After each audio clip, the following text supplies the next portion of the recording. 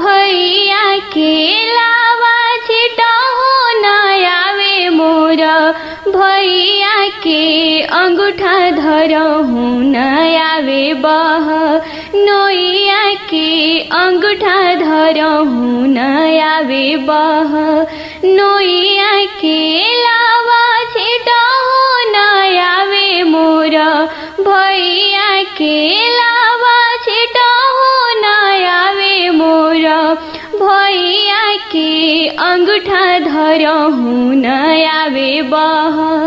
नोइया के अंगूठा धरहु न